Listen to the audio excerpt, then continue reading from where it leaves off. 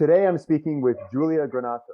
Giulia is a doctoral researcher in the field of consumer psychology and environmental marketing at Wageningen University in the Netherlands. Giulia's research and PhD dissertation have focused on how to disrupt companies' and consumers' routines to facilitate sustainable behavioral change and on consumer adoption of sustainable technologies. Giulia collaborates with food and packaging companies and research institutes across Europe, partners of the European consortium MyPack on sustainable packaging innovations and food waste. Giulia's research has been peer-reviewed and published in high-ranking multidisciplinary journals in the domain of innovation management, environmental psychology, consumer behavior, and in the field of food and sustainability. In her future career, she sees herself in an environment with opportunities to generate new ideas in the academic, scientific, or business communities. Giulia would like to grow and take responsibilities in an ambitious and international team with room for joy and friendship and in pursuit of knowledge, creativity, and understanding. So Giulia, welcome. It's great to have you here and really happy to be talking to you. For those of you who are listening and watching both, apologize for the background that I have, but I'm also traveling. And Giulia, I think you've been moving around quite a bit, also giving your PhD dissertation and presenting as well, right? So you're over in Europe, correct, right now? Yeah, thanks. Yeah, thanks for the introduction. Good afternoon or morning, everybody. So Giulia, first, maybe we just should give a brief introduction and background of what you're doing, how you got into it, but what you think is important about the work you're doing, and then we can take the conversation from there about some points. Yeah, sure. Yeah, as you correctly already anticipated, my research and more in general, the research we are conducting at Wageningen University in the Netherlands is around the topic of sustainability and specifically how we can help companies and consumers to disrupt from the routines, so to interrupt this sort of automaticity that we have in behavior, because we all know that often we behave just in a standardized way for a repetition and indeed affected by habits and routines. And this is not only evident in consumers, so in how we eat, in how we move, in how we use mobility, but also is present in companies, in how they take decisions in developing a product or delivering a service. So routines and habits affect largely our decision making. And the idea behind is that routines and habits also hamper a more sustainable behavioral change and prevent us, so companies and consumers, to consider alternative courses of actions and a window of new opportunities for behavioral change in a more sustainable direction. So what we did in these years, we depart from the observation that we need a sustainability transition. And by definition, transition means that we have to move away from the status quo, the current situation, into a more sustainable direction. But that's far from an easy challenge, both in production and consumption patterns. Indeed, because of these standardized, automatic, and repeated behavior and actions that we have. So we try to understand at a theoretical level and also with practical interventions how we can disrupt this routine, how we can interrupt this automaticity to foster a more sustainable behavioral change. That's really interesting. So can you give us an example or some examples of the types of scenarios that you study in order to understand, I mean, there must be past historical patterns and cases that you can look at. Can you give some examples of how you go about researching this and understanding what those items are? Yes. So we did it in two ways. So first, we focus on the company, so at the organizational level, and how a new product development process can guide towards this purpose and help companies to detach from these highly routinized approaches, and also give value to misalignments from the status quo. So often companies have capabilities that they become what we say core rigidities. So they keep the company rigid to the status quo, to how they did things in the past, so they repeat and they do it. And sometimes this is intentional, but sometimes it's unintentional. So they don't even know anymore why they're doing what they're doing, because they just do it because in the past they do it like that. And then we develop a method that we call mood, is published and presented in different ways, but anyway, it's called mood. So misalignments, user designers, and through a series of steps and stages, this method helps companies to really see whether there are alignments and misalignments between users and the company, designer, people working product development. And what these misalignments means, so they are fine, they are okay because they help the product functioning, they are not fine because they represent missing marketing opportunities, so they have to be carefully discussed internally in terms of causes, what caused them, in terms of implications, what they mean for the company, for the success of the product, and in terms of solutions. So that is a tool, is a new product development tool. In another perspective, so if you look at the consumer perspective, we develop another, we call it design strategy or behavioral change intervention. It is called the meaningful reminder.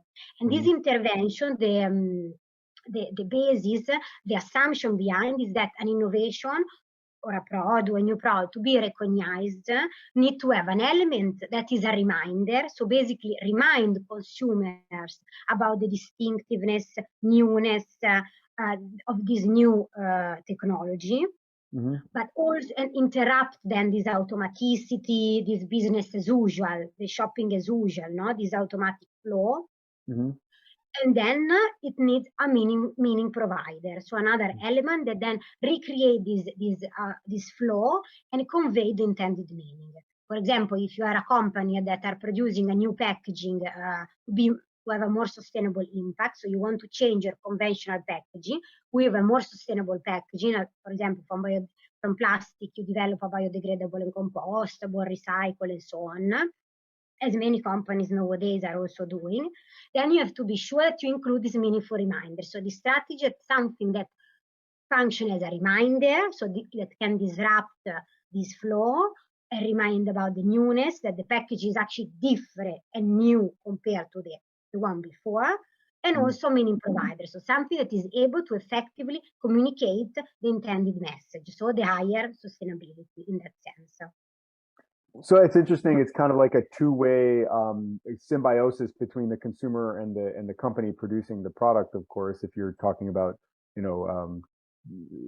company-produced products or packaged goods, which side of that equation did you find is easier to motivate to take the right step? Because we hear a lot about environmental activism and environmental coming from the consumer, the voice of the consumer, that the government should do more and that the company should do more. But it sounds like what you're saying is that actually the manner in which the company understands the market need and implements that can actually motivate the consumer to take an action as well. So which side of that equation did you, or have you found that there's one that is more likely to be able to start that process than the other? Yeah, that's a really interesting question. They are both, I think, difficult approaches in both sides. And I think you also indeed pointed correctly that, and it's quite relevant indeed, that one can basically drive and carry on the other. And we've seen it also in studies on design. So we often say that design and products are a powerful means to facilitate this transition. So in that case, the responsibility then is on the company, that is the driver. And on the other end, we also say that, consumers are getting much more involved, much more aware on climate change, environmental crisis. So they want also products that can fulfill their goals and their values. And that's certainly true. I think that at this moment, of historical moment, where the technology has made a huge amount of progresses, the driver often is on the technology side. So Mm, it's really the technology that has the power to drive the transition. And I also think that the technology not only has the power to indeed do the step forward, because the technology, if you, for example, decide to develop more sustainably, then you give it to the market, and the market try to adopt it. But mhm, also because we can implicitly um, change.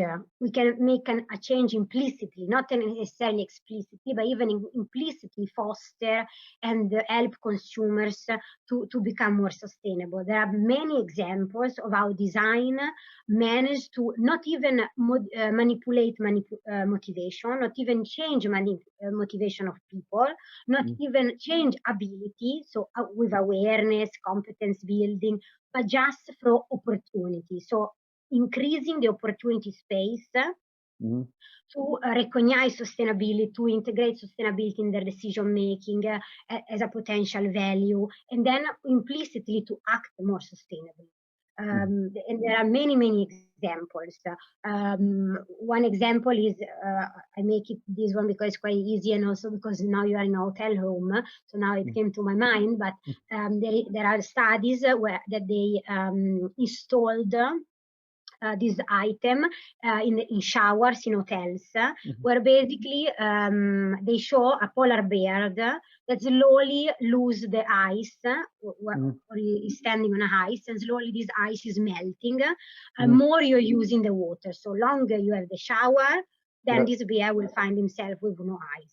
Uh-huh. And then there is scientific evidence that this type of design installed in a hotel's room managed to reduce the amount of energy that these visitors of the hotel, these guests consume. So they significantly reduced their time in their shower, and that's also was repeated in different hotels to different guests, short and longer periods of time. So, and this is not the only one. There are Mhm. plenty of these examples. So in a case like that, I mean, it's interesting. So this morning I checked into the hotel here in Singapore, and I first time I've ever been in Singapore, and I noticed that they do things like they tell you that they only clean the room like every other day, right? And things like this. So they're like proactively kind of campaigning towards less consumption of resource, which I think, of course, also helps them reduce their costs of managing the hotel, right? So it's a win-win, as is conserving energy if you're in a hotel. But what are some of the other challenges that you can maybe talk about, or what are maybe some of the bigger challenges around consumer behavior where there is no identifiable negative to the user? Or I'm trying to think about this. So water consumption at home, water consumption in a hotel. Obviously, at home I pay less cost if I use less water, but in other cases where maybe that consumption of resources doesn't have any direct impact on me, but rather on the group, those scenarios are harder. So can you give some examples of what might be some of the bigger challenges in sort of driving this interactive change? Because I'm sure there must be cases where the company could pursue this idea of design for sustainability in a product development, or they could pursue design in another way, which would cause them to have greater economic profits. But because it's an economic company, I mean, it's a capitalistic society, they have the choice of making both. So what are some of these challenges where, in order to really drive this positive feedback loop, where you see that we need to make either regulatory changes or changes in the way that consumers expect their service providers and product brand companies to behave? Like, how can we really make a big impact rather than the things that are just benefiting both sides? Yeah. Yeah, yeah. I think it's true, but still we don't have to forget that also the example we just made, indeed, you can have a benefit also in terms of cost because you reduce cost and then also for the environment. But if you think about it in terms of convenience or your own comfort, it's also really difficult, right? Because a lot of time you want actually to spend more time in the shower, it's comfy, is cozy, and you in that moment you're not thinking about the environment. Or another more difficult example is changing and deciding not to take a flight and take a train. It actually takes the double of the time. Okay, it's more sustainable, true, but then indeed you arrive 1 day later. Right. And you in that say it right in the sense that sustainable behavior, eco behavior, is also classified in terms of cost. So the cognitive and mental effort this behavior requires to us, and we have low cost, high cost. For example, high cost is indeed this example of taking the train instead of flight. It requires a lot of cost in terms of convenience, cognitive effort. Low cost could be, for example, recycling behavior. Separating your garbage, okay, it takes a bit of cost because you would like just to throw everything in the same bin, but not so much in the end. Yep. And also the second dimension is directness. So how direct your behavior has on the how direct the impact is of what you are doing. So for example, voting for a political party that integrates sustainability in their plan is indirect. So you are voting for some, potentially maybe one day something change. That's more indirect behavior. And then we have more direct behavior, indeed. For example, recycling could be, or trying to save a bit of energy. It's more direct because of a direct impact on the environment. And yeah, and of course, these are all dimensions to take into account when we think about interventions. And long-term solutions always find themselves at the interface between multiple approaches. And also, I think in the future, we'll try to understand how to tailor these interventions for a specific type of behavior, for a specific type of people, and also for long-term, short-term, and also to understand better what are really the problem. The problem is about lack of motivation. So then we have to act in a certain way. The problem is because we don't have the ability to do so. We are not aware enough. We don't have the competence to do so. Okay, then education and knowledge can more be impactful there. Or the problem is opportunity. We don't have the environment around that allow us to make this type of behavior easier. Then we have to tackle those. Yes, I agree. One thing, I come from America where, typically we think about non-government intervention, right? So I live in Europe, and in this particular topic, I'm generally opposed to government intervention in finance and economy and things like this. I think that that's generally not good for long-term growth. But have you seen cases where it could be beneficial to have government intervention into policy that drives these type of things? For example, in the Netherlands, the recycling culture in the Netherlands is very strong. It's much stronger than where I live in Switzerland. This is, I think, because of government regulation. I just came from Korea where you actually don't find garbage cans in public. It's really strange, but there's no garbage around. And when you ask people, they're actually taking their plastic home with them, of which unfortunately they use a lot of pets. But that is a government regulation, right? Like the recycling regulation is very, very strict. So do you think that in order to motivate and kind of supercharge some of these regularity of behaviors, that it's effective that governments intervene and make behavioral interventions rather than say like taxes and things like this, but just say, look, you have to recycle and there's going to be a strong penalty for not doing it, or you have this amount of energy consumption budget and you have to decide how to use it, things like this. Have you seen that those types of things can be positive, or they have distorting effects that are negative over time? Right? Yeah, there is actually evidence that this type of intervention from governments or limitations, rules, they work but only on low cost type of behavior. So what I showed you before about, for example, recycling behavior, that's a low cost for the quite low cost for the society. Low cost means indeed that is, of course, you have to to do a small sacrifice in that sense, in terms of convenience. It requires a bit more time, but I still consider a low-cost type of behavior. And actually, this intervention from governments, there is evidence that they work only for low-cost behavior, not for high cost. So, for example, making rules to change behavior in terms of high cost behavior, so when require a lot of cognitive effort, a lot of convenience, a lot of sacrifice in terms of comfort, and what so would on. be some examples? What would be some examples of a high cost behavior? Like, yeah, the high cost is, for example, what I said before, a classical example. I decide to stop taking the flight and I take the train. So I have to go from A to B. That's a high cost. So high cost in terms of convenience for you. So the individual utility, no, because the individual sacrifice is too high, is really high.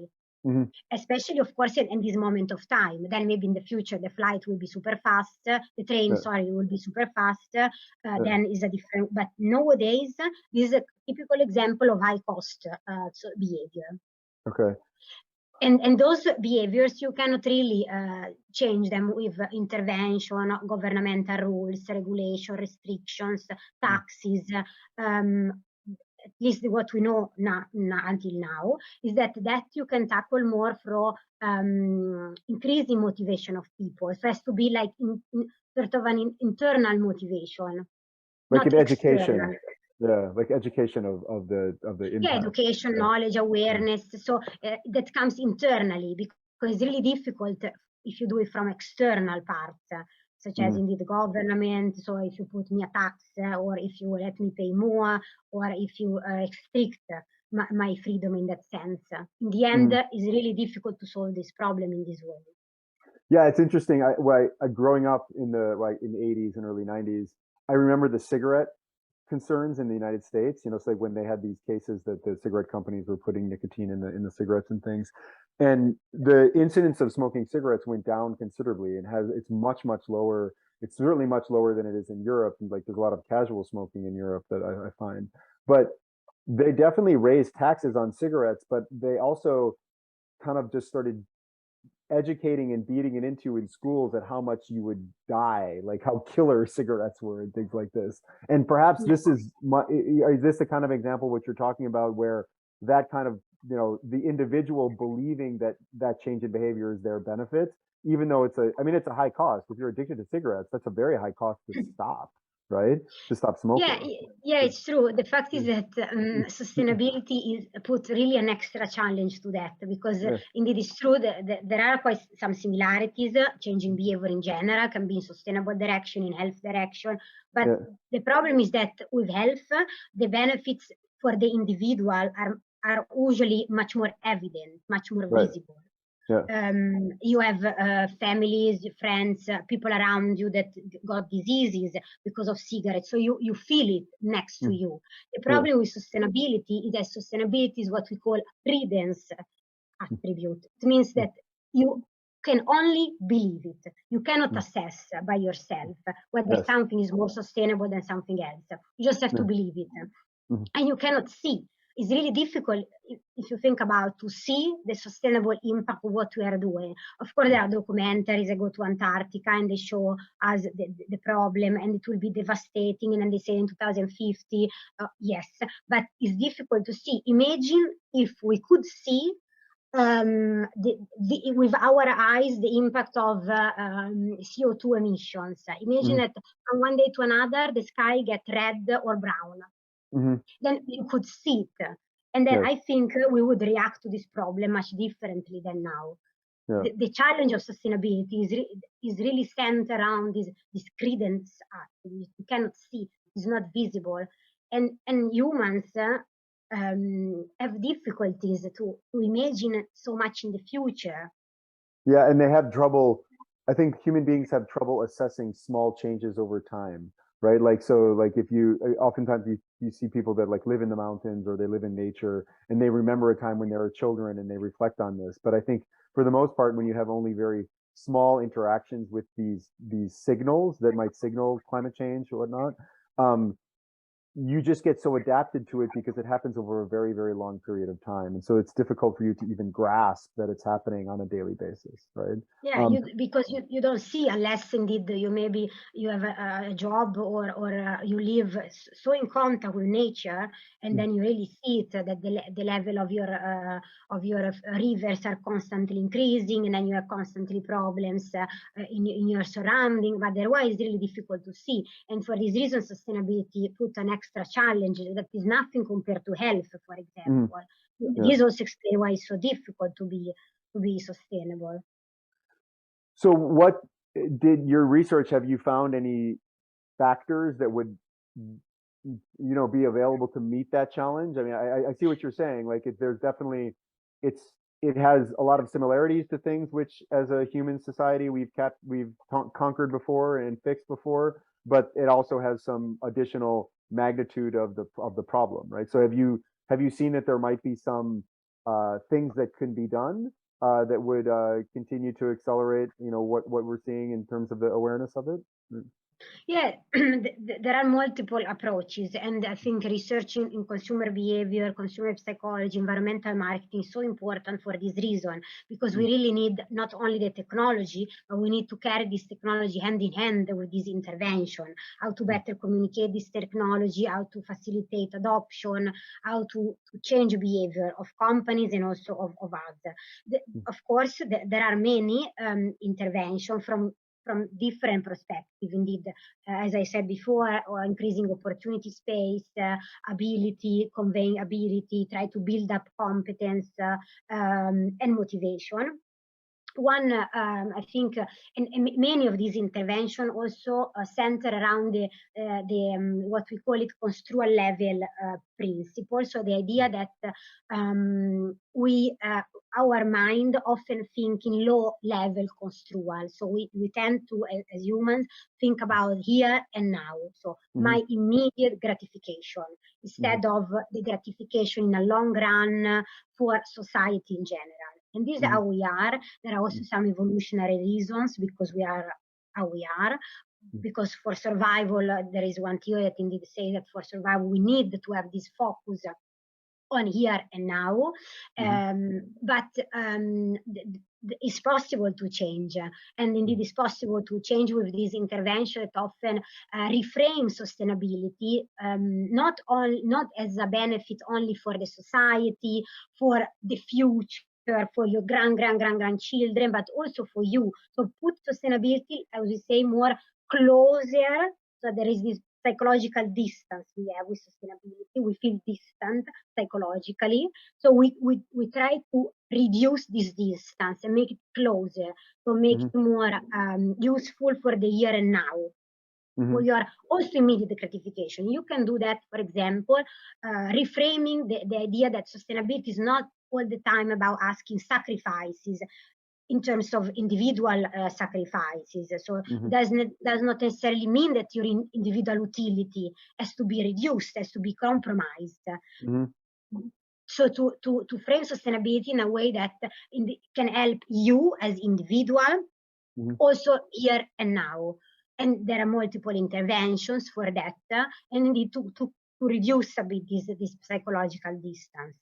Okay, it's interesting. And then, I mean, that brings me to another question, is that when this reduction of distance, so like trying to make it relevant to the end consumer as closely as you can, do you think that there are challenges or sort of say like perverse incentives for companies to misuse this idea of sustainability, environmentalism? I think it's called greenwashing, what this often is the case. So, I mean, that's also something where I think government might intervene, but probably difficult to measure. But can you talk a little bit more about how that might be impacting it? Because now, of course, every company now wants to get in on this. And I think there's been even some high profile cases with oil companies and others that it's been proven to be complete garbage what they're actually doing versus what they say, right? So, yeah, exactly what we say. You say greenwashing, so the fact that they claim they are sustainable when actually in fact they are not, is this phenomenon is present around 90% of the product offers. So it's largely spread phenomenon. And that, of course, is the bad side of the coin. So the fact that, okay, of course, do good and say it, we all agree. But here is say it and do it not completely. So and it's a phenomenon, as I said, largely diffused, that has huge negative consequences, not only for the firm and the company who are adopting greenwashing, but also for the other firms, for other brands, because in the end, the result and the consequence is that consumers do not believe it anymore. And we already seen that. There is one study that actually was published really recently, and it really showed a devastating effect of greenwashing. So it's not only about the brand identity. Of course, then the brand and the firm is usually penalized because consumers really do not compromise on attributes that are ethically loaded. While they maybe compromise on other things, but definitely not on this. So they really penalize those companies, but also as a sort of halo effect. So it spread this effect across brands, across firms, because in the end, the general opinion is, okay, they are all doing bad. They just pretend they are doing something better than before, but in the end, it's the same story. And they ask me even to pay more. So then indeed, there is the fact is that it's really difficult, and we are really early at the stage of understanding. So there are not intervention in that sense now. They are really having an effect on that, because in the end, companies are also free to communicate the technology a bit as they want, and this phenomenon of puffery, so they exaggerate, is also a way of is a type of language. We see it in hyperbole, is a communication style, and it's really difficult to in the end restrict this freedom of companies. So, in my opinion, I don't know, it's a difficult issue, and nowadays, now at least I don't see really things that can obstacle that, unless it's the company that decide and also understand the huge damage that they're making also for themselves. Sure. Are there any aren't there any sort of organizations like it comes to mind, like Fair Trade, right? Like that was a sort of like a label that would audit the company in a way that would allow the consumer to understand that it was in fact like a sustainable or ethically sourced kind of food and things like this. Those are Are there certified. organizations? So yes, exactly. That could be a way. So indeed, in the end, distinguish between the certified and non-certified one. And then then indeed it's quite complex, because, as I said, it's really difficult to assess by yourself whether in the end there was an environmental improvement or not. Then you need to do a life cycle assessment, but it's not that the consumer in the supermarket can do the life cycle assessment by themselves. Therefore, it's really tricky. It's a phenomenon to consider, to take into account. There are also studies that show, for example, that often when companies combine multiple sustainable strategies together, for example, they use colors plus labels plus logo, so the implicit and explicit communication, it is often is perceived as unbelievable, so it's quite counterproductive. So there are some mechanisms where apparently, even maybe intuitively, our brain can assess certain, indeed, like multiple design strategy for sustainability. We've seen that this actually has a counterproductive effect for the perception of sustainability and positive for greenwashing. So there are apparently some tricks that our mind use in the end to districate itself in that. Okay, well, that's the company side of the equation that you talked about. But what about on the consumer side? I mean, I find that I observe a lot of consumers talking about environmentalism and sustainability, particularly on social media. And then when I observe their behavior around leisure travel and what they actually produce in terms of garbage in their home, there's a huge contradiction. So it seems like it's in vogue to talk about this. Like it's now cool to be sustainable and environmentally friendly, but I don't necessarily see that all consumers are behaving in a way that's consistent with those images that they want to portray. Yeah, Can yeah, you and talk a that little is bit about indeed, that? yeah, that's indeed, you basically are referring to intention behavior gap.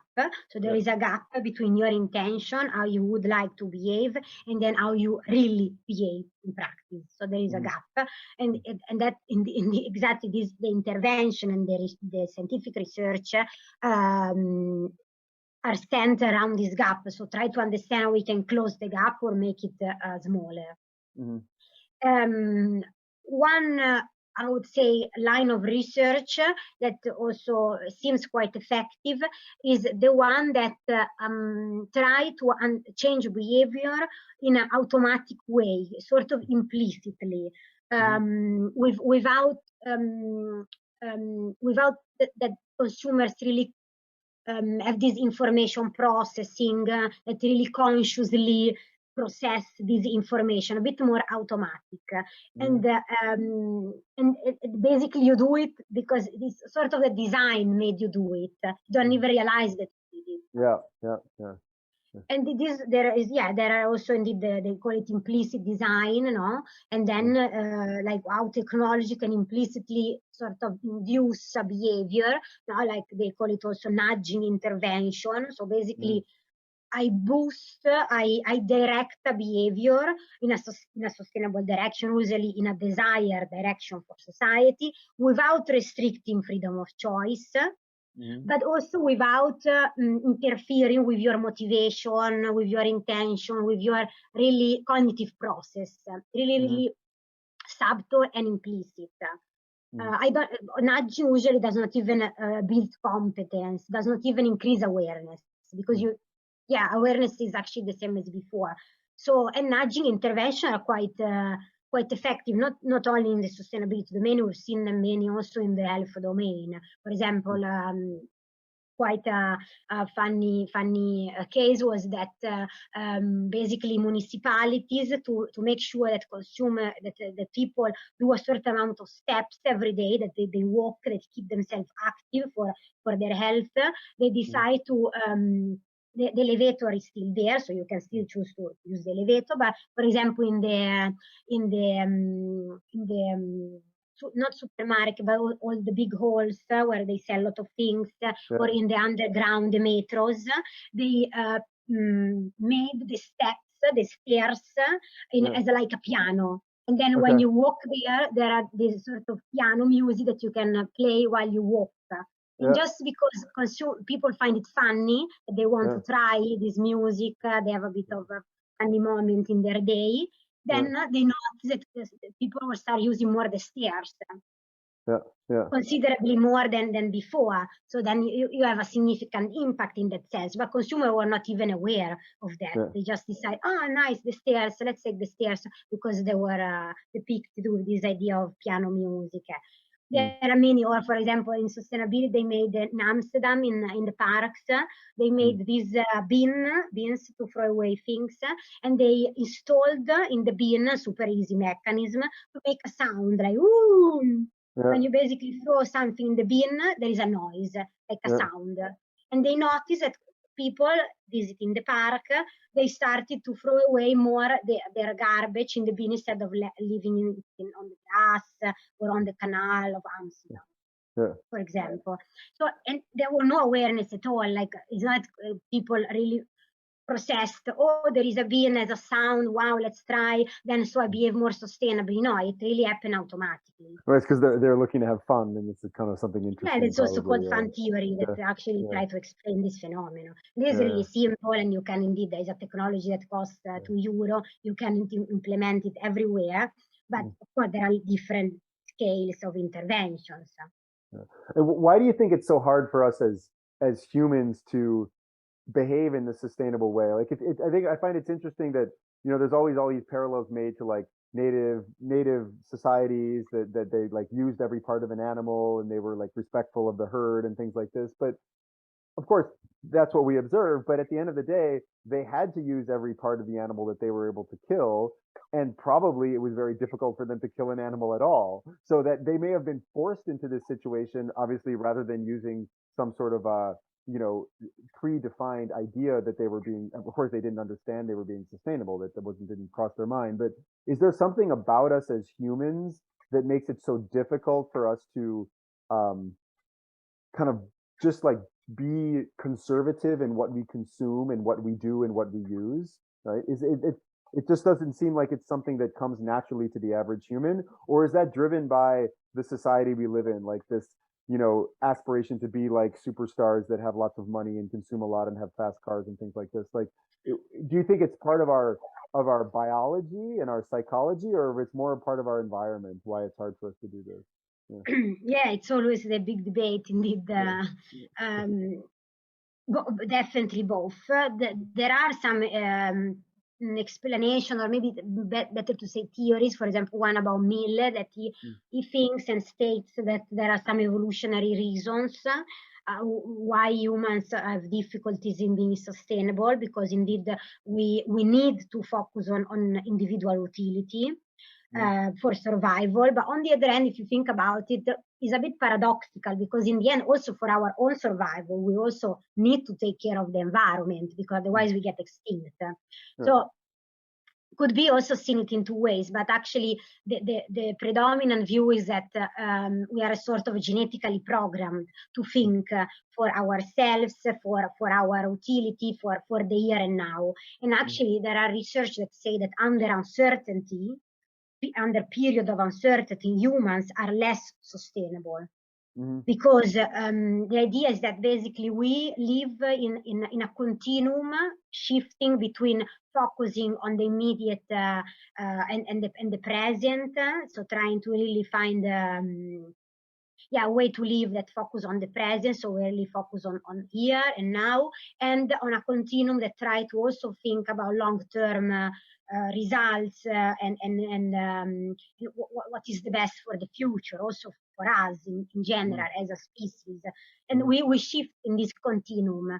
And they say that under uncertainty, the focus on here and now is much more pronounced, because under uncertainty we really have to, and if you think about it, there are many years now that we are under uncertainty. The world is sort of also not, if you think about the economy, if you think about the pandemic, I think this also enhanced this feeling of uncertainty. And they say that humans tend to be even less sustainable, because they have to really focus on here and now, to try to get the most of everything now, because they don't know about the future, they don't know what will happen. And I think you can also see it if you look at the globe, those countries where indeed they experience high uncertainty, their sustainability is still not really a thing yet. And, I mean, because they're worried about like basic core survival, most likely. Yeah, exactly. So that's also indeed back to this evolutionary theory. So there is a basic needs, and apparent sustainability is one of those. Even if actually, once we don't take care of the planet, then we really get extinct. So it could also actually be integrated in one of the basic needs. Then, of course, is what you said. We create a society that is even more and more detached from nature, from animals, from farms. So there are people that even don't even know from where it comes, like the steak that they eat in the restaurant. And there are people like this. So we got too detached from the nature. So we don't see anymore all the supply chain before we get the product in our hands, in our shelves, in the supermarket, in our homes. And that's of course then society. So is definitely both. It's a bit biology, and is large part is society. I mean, I would also argue that in general we're relatively spoiled. Like if you look at the generations that lived through the war and the Great Depression and these other things, where they really understood what like truly not having things was. Those are the generations that it's always talked about as being quite conservative in terms of what they consume and what they do. But you see this in rich societies. It's happened in the societies that have become really wealthy, that the generations after that wealth creation start to be less caring, because they don't. Maybe there's like a balance between being like very aware of your mortality, so that you just develop a habit for being very conservative, and being too kind of having things be too plentiful, so you completely lose touch with its impact, right? So Yeah. yeah, it's interesting. So I mean, this is with my company, we conduct consumer research mostly for large, food and ingredient companies that are motivated by selling more products to consumers. They want to understand what consumers want, but they also want to understand how to position products so that consumers will buy it. And I always posit that the reason why this whole brand industry exists is because of the advertising industry that evolved in the 1950s and the 1960s in the United States, that kind of created this science of convincing people to buy things. Before that, it didn't really exist, right? And so what you're talking about is actually conducting that similar types of research for the purpose of promoting sustainability and long-term health of the planet, which means that the currency of return kind of needs to be different, because if the currency of return is economic profit, well, then all I care about is selling more of my cookie, or whatever it is I'm selling, to my next customer. But what you're trying to figure out is, how do you convince firms that they should invest in convincing the consumer to buy the thing that's also good for the future of the planet? I mean, this is a pretty challenging task, I have to say. Yeah, right? yeah. Because our economic model is, at least for the last 50 years, is focused on profit, and is centered on profit. But there are alternative economic models, like the circular economy, for example, is one.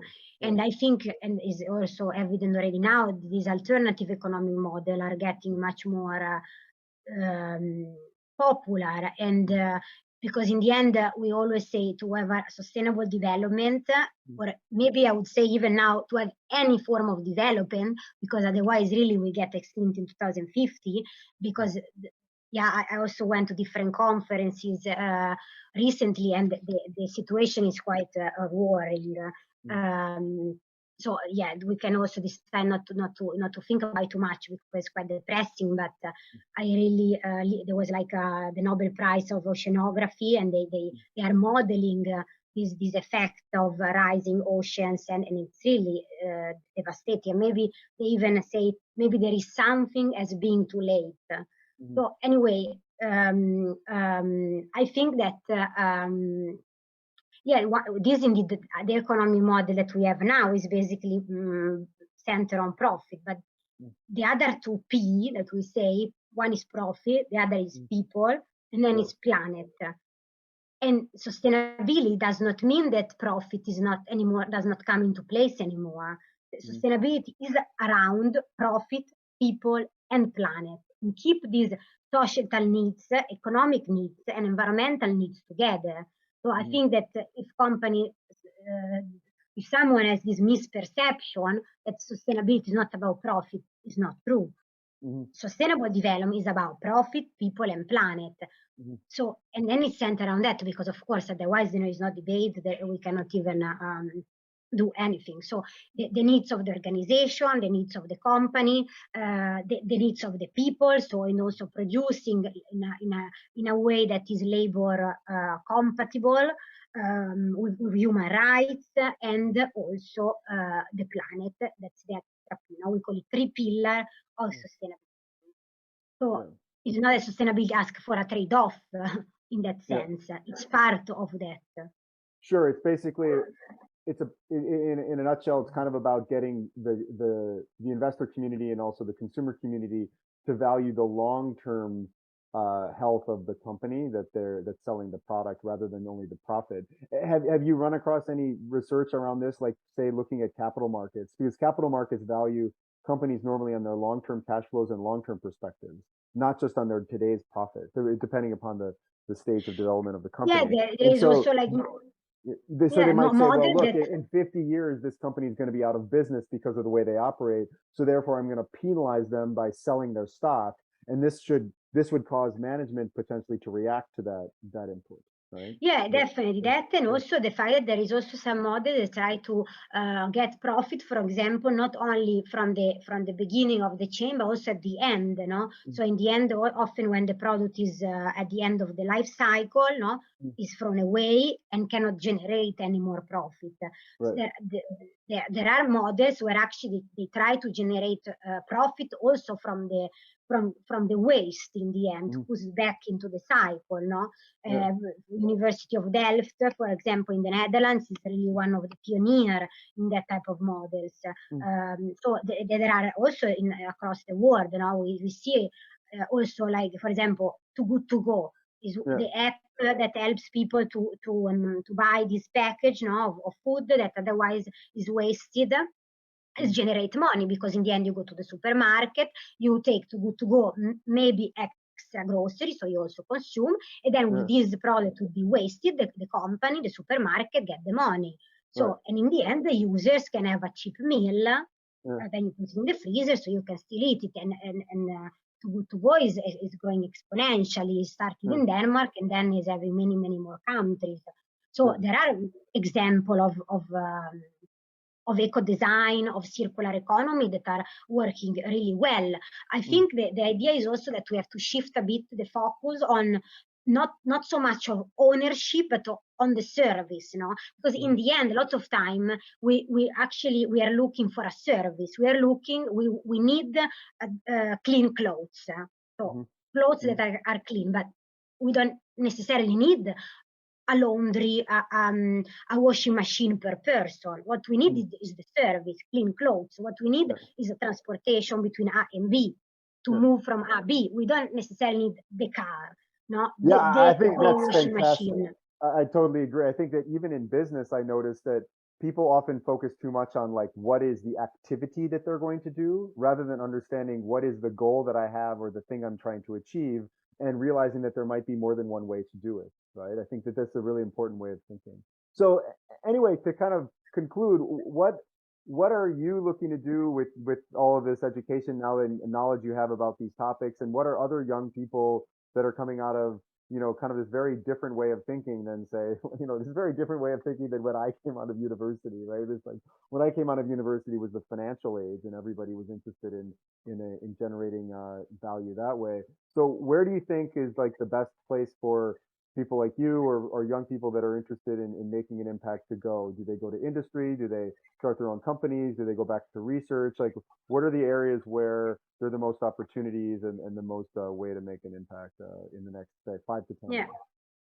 Sure. Yeah, that's an interesting question, because I think sometimes indeed what we think we have a potential, but sometimes this potential cannot really be used if we fit in a particular setting that does not opportunity to shine and to grow this potential. But I think indeed in history there are periods, you know, we are in a period of the history, no? And until now we focus on profit, and that there's this type of capitalistic also economy, and there are periods, Mm-hmm.